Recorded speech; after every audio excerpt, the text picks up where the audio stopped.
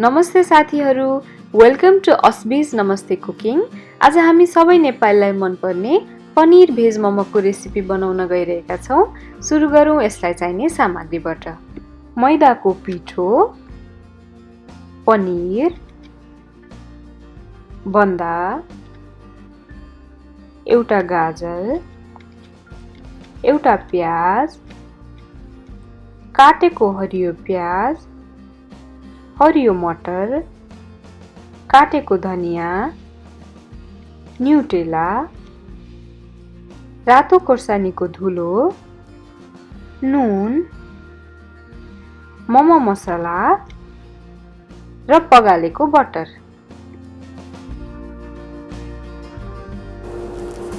अब एउटा भाँडो लिएर यसमा मैदाको पिठो राखौँ। यसमा थोरै तेल राखौँ र मन तातो पानी लिएर यसलाई बिस्तारै मुस्दै जाऊँ।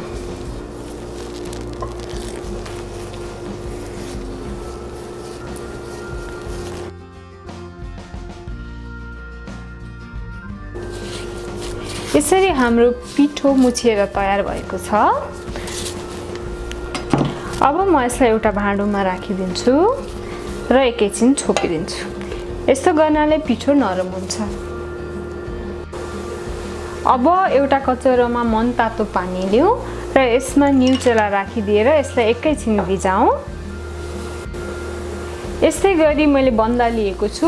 यसलाई पनि म 3 मिनेट जस्तो बफ्याइदिन्छु।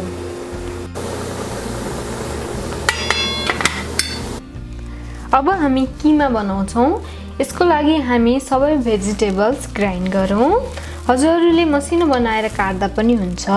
सबभन्दा पहिला मैले लिए प्याज,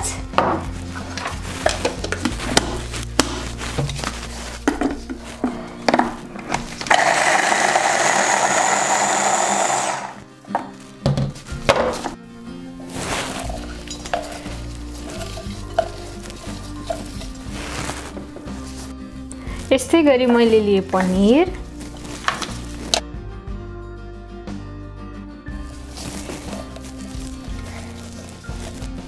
न्युटेला, यस्तै गरी बफ्याइएको बन्दा।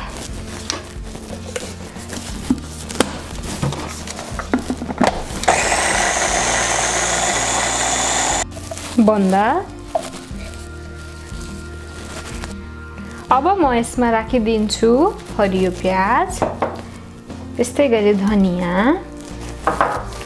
हरियो मटर, नुन, रातो खोर्सानीको धुलो, मोमो मसला र अन्तिममा बटर अथवा हजुरले तेल राख्न पनि सक्नुहुन्छ। बटर राख्यो भने मोमो जुसी हुन्छ। अब यो सबैलाई राम्रोसँग मोलौँ।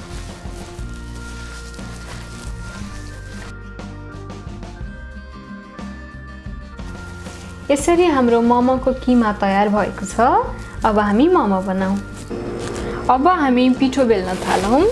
यसको लागि मैले थोरै पिठो लिएँ। यसलाई पिठोमा डुबाएँ र अब हामी यसलाई बेलौँ।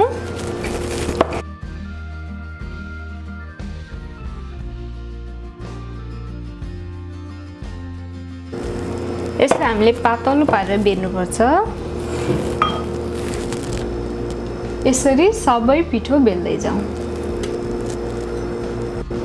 हामीले रोटी बेल्दाखेरि पिठो सुक्न सक्छ, त्यही भएर मैले यसलाई सानो प्लास्टिकले बेलिदिएको छु। यसरी हामीले पिठो बेलेर तयार गरेको छौँ। अब हामी यसमा किमा राखेर मोमो बनाउँछौँ। अब एउटा मोमोको भाँडो लिऊँ। एउटा पेपरमा थोरै तेल राखौँ र यो भाँडोमा तेल लगाइदिउँ। अब मोमोको र्यापर लिऊँ। यसको वरिपरि थोरै पानी लगाइदिउँ। यसमा किमा राखौँ र यसलाई बिस्तारै गोलो आकारमा बनाऊ।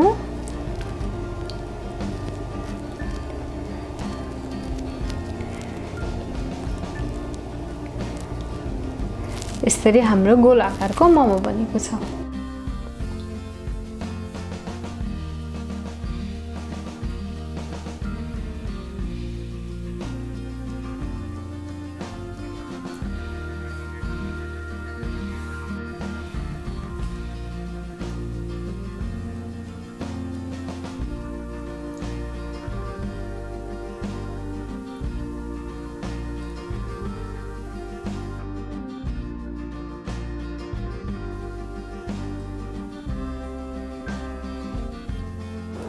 यसरी हाम्रो भेज मोमो र्याप गरेर तयार भएको छ।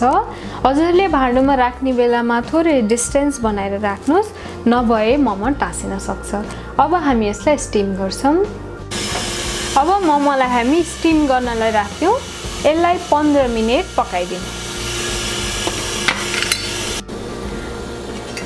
15 मिनेट पछि मोमो चेक गरौँ। हाम्रो मोमो पाकेर तयार भएको छ। अब म यसलाई एउटा प्लेटमा राखेर अचारसँग सर्भ गर्छु। Thank you for watching our video. हजुरहरूलाई हाम्रो भिडियो मन पर्यो भने प्लिज हाम्रो च्यानललाई लाइक, शेयर र सब्स्क्राइब गरिदिनु होला।